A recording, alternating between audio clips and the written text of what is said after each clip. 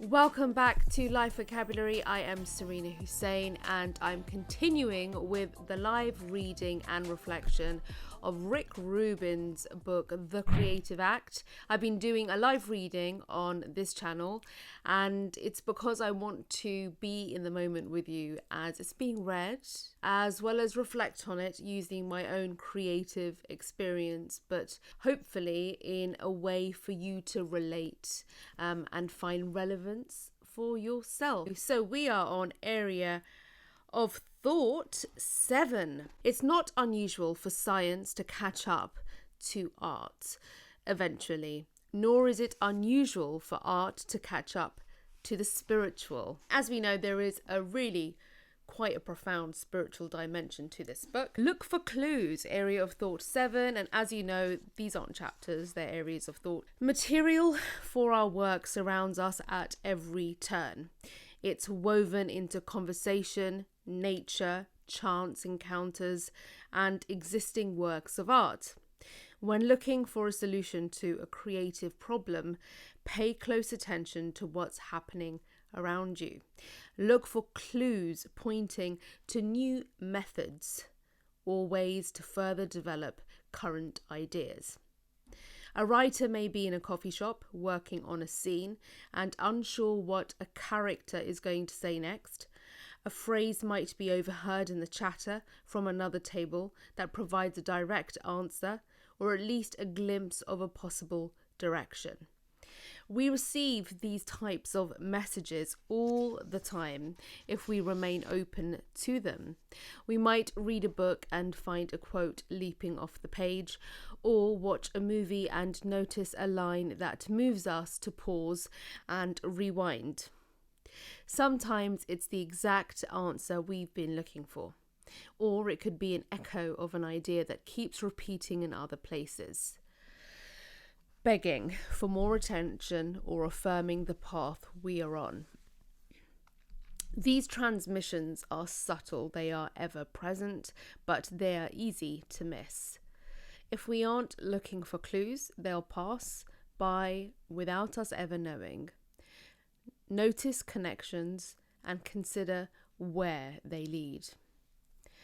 When something out of the ordinary happens, ask yourself, why? What's the message?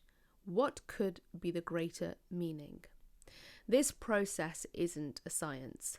We can't control clues or will them to be revealed. Sometimes it helps to have a strong intention to find a specific answer or to confirm a particular path.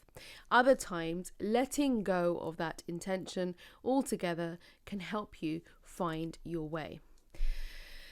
An integral part of the artist's work is deciphering these signals.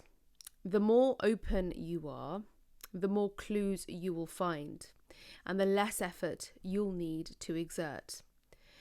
You may be able to think less and begin to rely on answers arising within you.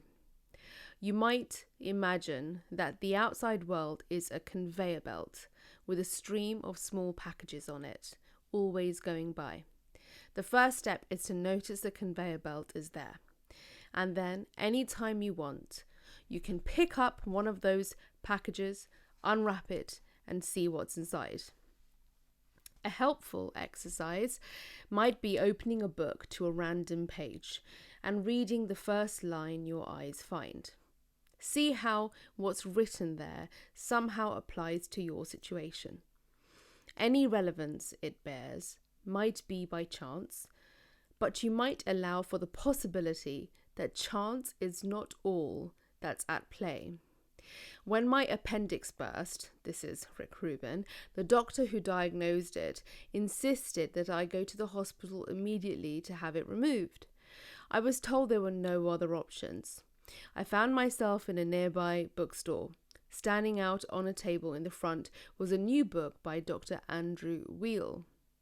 I picked it up and let it fall open. The first passage my eyes went to said, if a doctor wants to remove a part of your body and they tell you it has no function, don't believe this. The information I needed was made available to me in that moment, and I still have my appendix. When clues present themselves, it can sometimes feel like the delicate mechanism of a clock at work. And as if the universe is nudging you with little reminders that it's on your side and wants to provide everything you need to complete your mission. It's really interesting because whenever I'm about to follow up something that he's shared, like with an insight, or to relate it to life, he just goes ahead and he relates it to life. So it's like he's doing the work for you. Your mind might want to deconstruct what he's saying, might find it too abstract, and then he gives you a real sort of empirical example. I do really want to know what happened in the case of the burst appendix.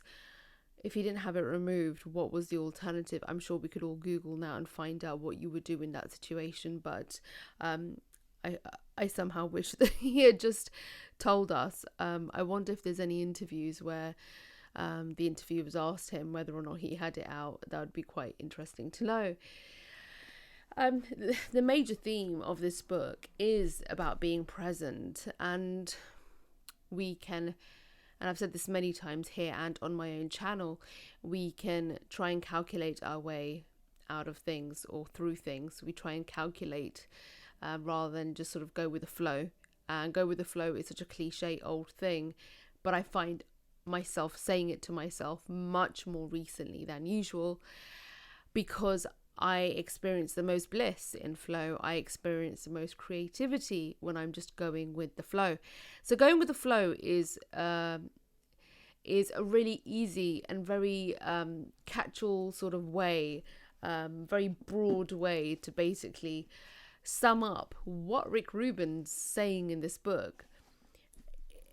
But we all need that broken down because we have the minds that we do. We have the intellects that we do. We've lived this life disconnected from the spiritual realm, even the creative realm.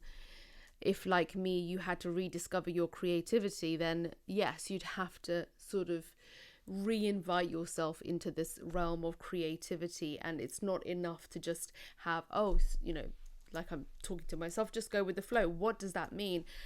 It's only when things are sort of broken down to you and then you exercise it and you apply it, and you're like, oh yes, this works. I completely understand why this is a very essential way of looking at things. So being present, being in the moment, is so crucial. This sort of conveyor belt of packages available to you, to us, for us to sort of just pick up and unwrap to get something that could sort of serve us right now, is a very different way of living your life compared to how we can sometimes end up living our lives, and sometimes even how we end up approaching our creativity, because we are still trying to plot and map the journey. Just the other day I saw a video from a creator whom I follow.